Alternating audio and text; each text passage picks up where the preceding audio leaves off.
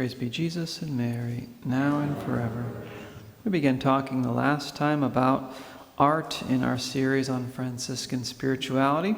And St. Francis himself certainly is an artist of the interior life. If you know anything about St. Francis, you know that he didn't have PhDs, he wasn't a philosopher, but he was an artist.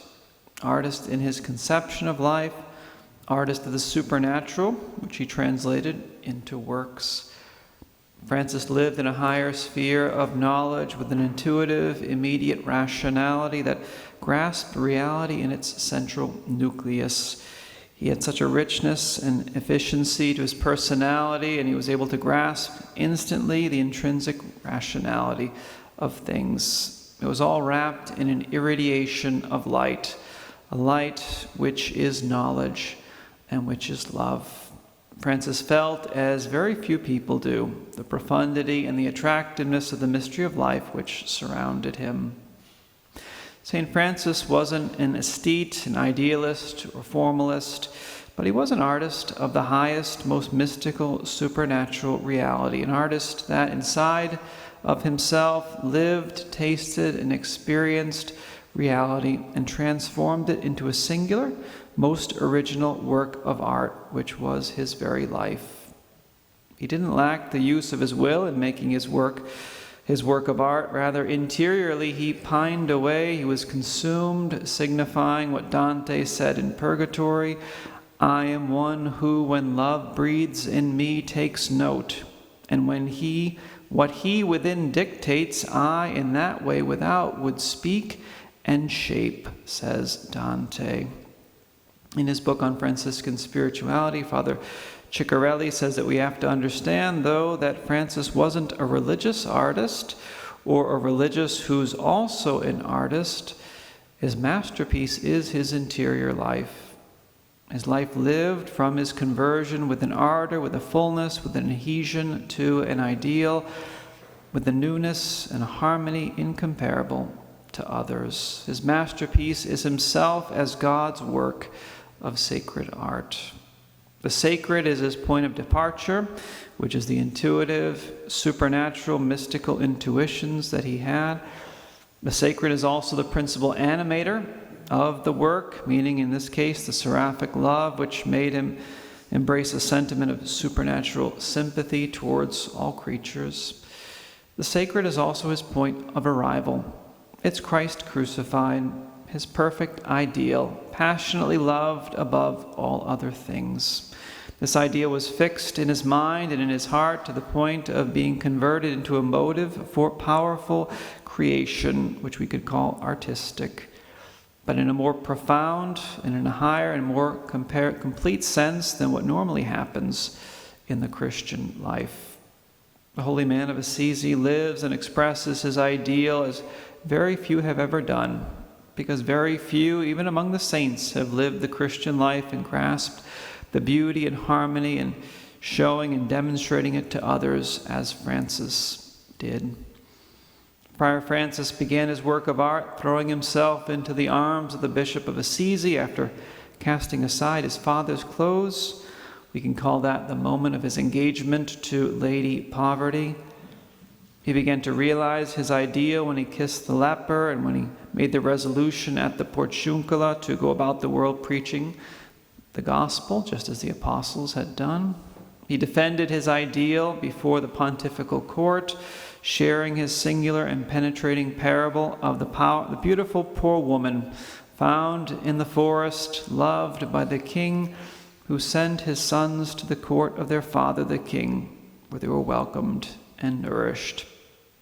Francis pined away for his ideal when he wept in the field, because love is not loved, as he would say. He would say that about God. Love with a capital love, with a capital L, is not loved by us, and that would make him weep.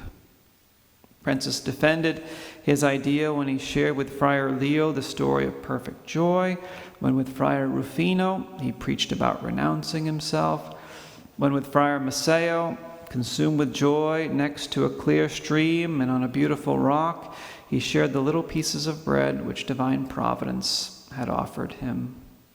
St. Francis was the artist that told everyone his ideal, to men, to women, to birds, to beasts, to God, to all his creatures. He invited everyone to love his idea when he put together the creche scene at Greccio on Christmas night, and when he yearned for love in front of the Blessed Sacrament. He realized his ideal fully on Mount Laverna when he received the stigmata and became the living image of Christ crucified.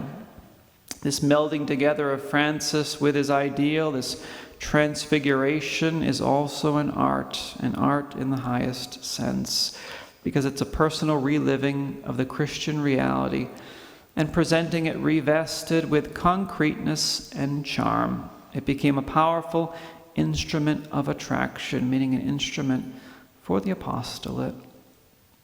If all the world was going after him, as we read in the Little Flowers, if he provoked a current of sympathy in all men of every race, tongue, condition, it's at least in part because of the charm of his conception of life and of nature, simple and profound, and yes, we could say, even artistic. Poverty, which is normally condemned and shunned by people, is loved by him. And so it comes out transfigured and turns into an unknown richness, true good, called Lady Poverty, as he called her. Dante called poverty a wealth unknown, a good that is so fruitful that many run after it, in imitation of Francis. His way of abnegation and making oneself even contemptible in the eyes of others.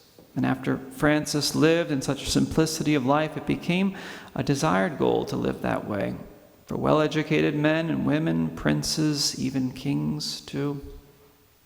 Suffering is presented by him even as a source of joy, perfect joy. Heroic chastity, thanks to Francis, becomes attractive to knights and to ladies.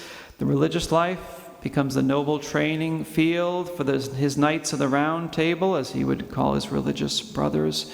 Even death itself lost its gloomy aspect and was transformed into a sister which opens up paradise to us, Sorella Morte, as he would call his sister death. All the creatures from which Francis drew his inspiration, into which he approaches, as Dante says, with clear eye and pure affection, they all lose their power of danger and peril, and once again they become a ladder by which we can climb up to God. The life of St. Francis is the life of the knight that celebrates his lore, that speaks when his experience becomes a suffering reality, and that recounts and recreates that which he learned through suffering. In short, his whole life becomes a poetic imitation of the life of his Savior and of our Savior.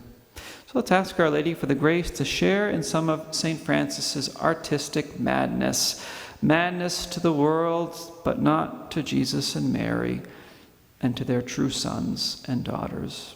Praise be Jesus and Mary, now and forever.